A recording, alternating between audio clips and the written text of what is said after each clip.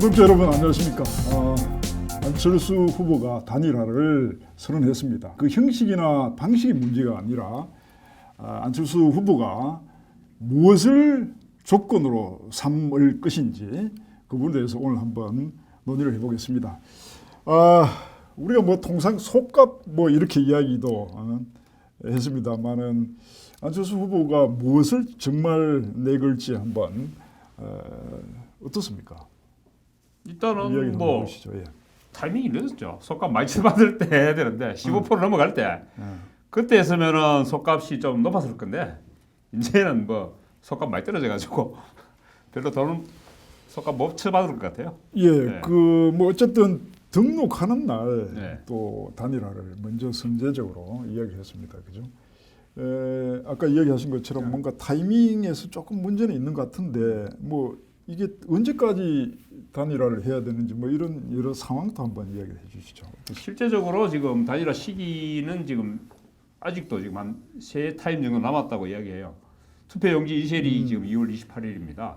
2월 28일. 네, 그리고 사전 투표일이 3월 4일, 5일인데 그리고 이제 본 투표일이 3월 9일이죠. 근데 이제 본 투표일까지 가서 단일화하는 건 사실 별 의미가 없고 1차적으로 아마 투표용지 인쇄일이 28일까지 단일화 여부가 지금 결정돼야 될 건데 아직 시간 좀 있죠. 한 2주는 채 안 됩니다만은 정부 시간이 있으니까 이제 시간이 있는데 결국은 안철수 후보가 왜 이 시기에 했느냐는 거죠. 제가 봤을 때는 아까 제가 좀 말씀드렸습니다. 예. 속값 쳐받을 때는 자기가 완주할 수가 있었어요. 예. 그래서 15% 정도 되면은 완주 선거 비용 전액이 보존되죠. 그러니까 충분히 완주할 그 본인의 의지도 있었고, 저도 뭐 그 당시에는 완주하지 않겠느냐 이렇게 봤는데, 자, 뭐 결국은 지금 10% 삐뚤 떨어지니까 선거 비용 보존도 안 되는 예, 거예요. 예. 그 등록하는 날에 뭐 저희가 이제 예상하기로는 등록하고 나면 통상 이제 뭐 유세 차량 뭐 여러 비용들이 이제 그때부터 시작되지 선거 않습니까? 홍보물 예, 뭐 전국에 보내야 되니까. 최근 뭐 등록할 때 재산 신고액이 약 2천억 정도 뭐 되던데 1,700억인가 1,900억인가 이리 됐죠. 예. 돈 많은 사람에게는 돈은 뭐 크게 뭐 중요하지 않은 거 아닙니까? 어떻습니까? 돈이 많을수록 돈에 대한 욕심이 더 많습니다. 아니 근데 그 안철수 후보를 잘 아는 모든 분들이 한 이야기가 있습니다. 이분이 별명이 구두쇠 아닙니다. 구두쇠. 뭐 기자들께 예, 기자들뿐만 아니고 다른 그 이상돈 후보도 그랬고, 자 이상돈 전 국회의원 그 안철수 후보의 멘토였죠. 그리고 이준석 그 국민의힘 당 대표도 안철수 씨하고 같이 당학할 때 그랬는데 아마 돈 때문에 완전 못할 거다는 얘기를 좀 했었거든요. 예, 그 뭐 예, 그래서 이제 아마 결국은 2월 13일 날 후보 등록하는 날 단일화를 제안했다는 것 자체도 그때는 이제 여론조사 단일화 이야기를 하다가 또 다시 하루 만에 뒤집고 윤 핵관들 말고 윤석열 후보와 직접적인 단판을 지어서 단일화를 하자는 제안을 했습니다. 그러니까 윤석열 후보가 직접 답해라. 이렇게까지 이미 지금 물러서 버린 거거든요. 아니 그거는 뭐 네. 형식 뭐 예를 들어서 뭐 여론조사나 뭐 투표 뭐 이런 이야기는 형식과 방식의 문제였을 뿐이고 결국 이제 그런 부분은 다 퉁치고 결국 내용 뭐 조건 뭐 이런 부분 아닌가 싶은데. 근데 이제 결국은 국민의힘이서 코웃음을 쳤죠. 사실 여론조사 방식의 단일화 이야기를 하니까 코웃음을 치니까 이제 자기도 사실 지금 누워야 되겠는데 다리를 그다주길 바라고 있는데 누워야 되겠는데 다리를 안 그다주니까 다시 이제 거의 이제 내넘어간다 하고 이제 완전 넘어진 게 지금 윤석열과 1대1 단판하자는 이야기 쪽으로 지금 뭐 명분 쪽으로 많이 기운다 이런 이야기. 그렇죠. 지금 어떤 누울 명분을 좀 달라는 거죠. 그것뿐만 아니라 아까 저 여기 지금 방청하고 계십니다만 우리 김 기자의 이제 전언에 따르면 과거 이제 당의 부채 부분도 뭔가 좀 이번 기회에 뭐 해결해 줘야 된다 이런 이야기도 있다. 그런데 참 이분이 아까도 계시던 2천억에 가까운 등록 재산인데 등록 재산이 2천억 가까우면은 뭐 실제 재산은 5천억이 넘는다고 봐야 되죠. 그런데 실제 뭐 이번 예전같이 사실 수조 원이 드는 그 선거가 아니거든요. 이제 선거 자체가 굉장히 컴팩트해지기 때문에 뭐 많이 쓰는 데는 뭐 200~300억 이상 뭐 500까지 쓴다고 얘기합니다만은 그래도 선거운동 같이 하려면은 아무리 돈을 안 쓰고 100억 정도는 써야 된다고 해요. 제가 봤을 때는 2천억 재산 중에 100억 하면 껌값이잖아요. 근데 본인은 껌값을 생각 안 한 것 같아 보니까. 무슨 껌을 그래 비싼 껌을 씹습니까? 저는 이게 안철수 씨가 왜 중요하냐면은 국민의힘을 바라보는 국민들은 이렇게 봅니다. 싸움이 붙으면은 약자를 지는 사람을 응원하는 심리가 있습니다. 그렇죠? 그럼 지금 현재 윤석열 후보가 조금 앞서고 있어요. 그게 퍼펙트가 도저히 이거는 뒤집을 수 없다는 상황이 아닙니다. 자칫 잘못하면은 날아갈 수도 있고 이 여론이 이래 움직일 수가 있는 그런 차이란 말입니다. 그런데 선거에서 두 가지를 생각해야 됩니다. 어떤 경우냐 하면은 첫째는 아무리 내가 앞선다 하더라도 지나가는 애들 보고도 손잡고 인사해야 되는 게 후보자입니다. 그래. 아 나는 당선되니까 너 같은 거 필요 없어 인사 안 해도 돼 한다가는 난리 납니다. 그게 어느 순간에 확 바뀔지 모릅니다. 두 번째는 사람을 상대할 때 아무리 힘없는 사람도 네가 소중하다, 네가 없으면은 내가 어렵다 하는 제스처를 취해줘야 사람들이 도와줍니다. 그런데 아 너는 표도 없고 너는 막 도움 안 돼 이런 식으로 비춰지면은 보는 사람들이 당사자가 아니고 보는 사람들이 배가 부르고 이제 됐다 이제 다 된 것처럼 하네 이런 인식을 주게 되는 겁니다.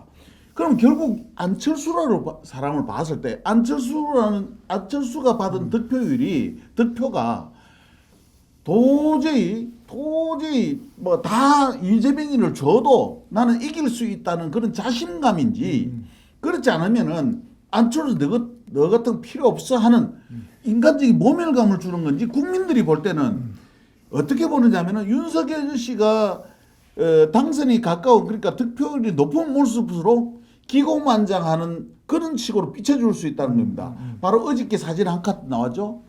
기차역에서 신발 신은 제 발 뻗은 것 때문에도 지금 난리 나는데 이게 지금 3월 9일까지 어떤 일이 일어날지를 모릅니다. 여기에 항상 이 건 하나로 안철수 단일화 안 된 것 때문에 문제가 생기는 게 아니고 어떤 일이 벌어질지 모르는 그 상황이 만약에 벌어진다면 걷잡을 수 없이 이 판이 돌아갈 수도 있다는 것입니다.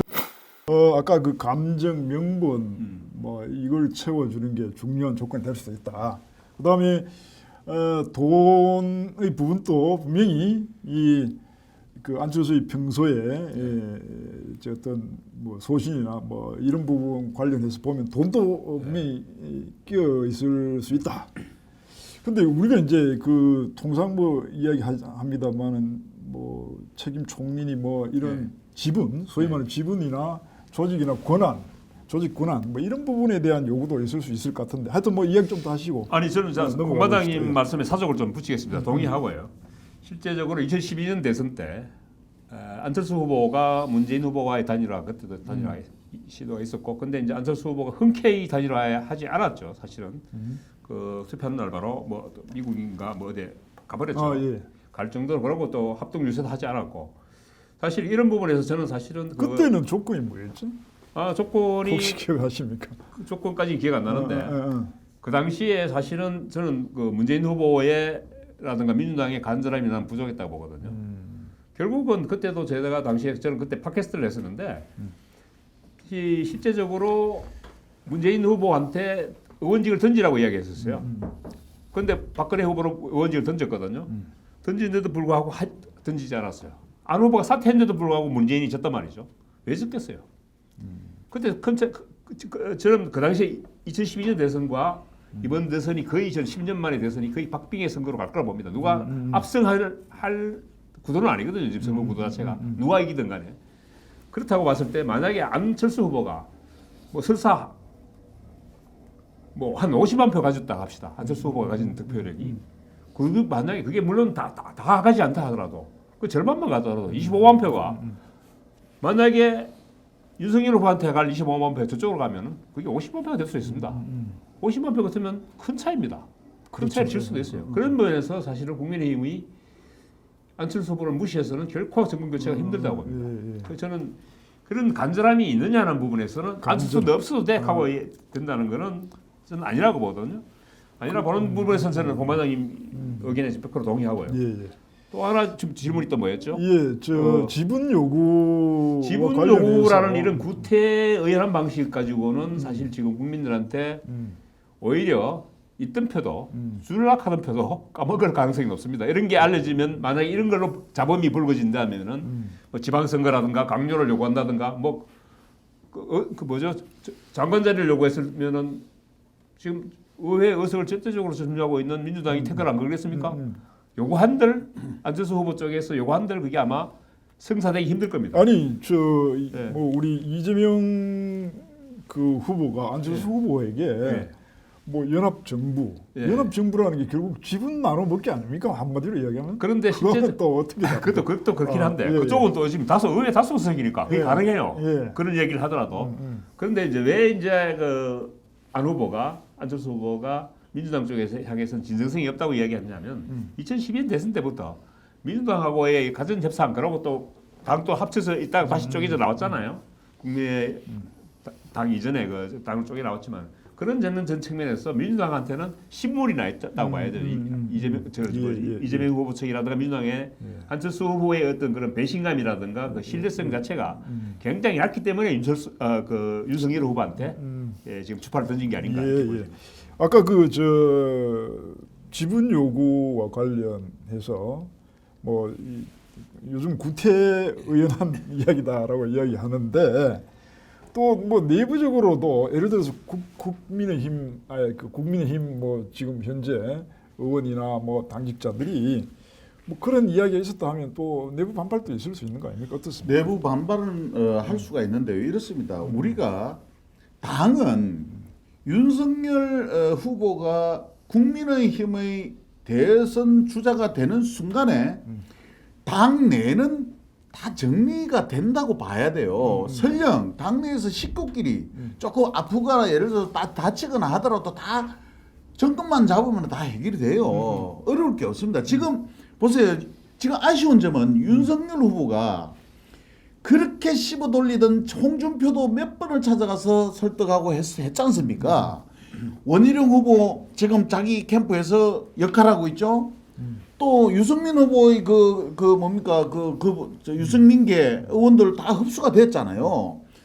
그동안 윤석열 후보가 홍준표 의원 그다음에 이준석 대표한테 들었던 공을 아예 당 바깥에 있는 안철수 후보한테 조금이라도 그렇게 해줬으면 하는 아쉬움이 있습니다. 그러니까 결국은 바깥에 있는 사람을 하나라도 더 끌어와야 되는 이 시점이에요. 근데 그런 노력이 안 보인다는 데 대해서 참 안타까운 거예요. 민주당 쪽에서는 이재명 후보 쪽에서는 지금 온갖 이간질도 하고 있어요. 유승민도 기용할 수 있다. 홍준표도 뭐 자기가 정권 잡으면 기용할 수 있다 이야기뿐만 아니고 실제 지금 그 김동연 후보 같은 경우에는 지금 1%도 안 나와요. 사실 여론조사에.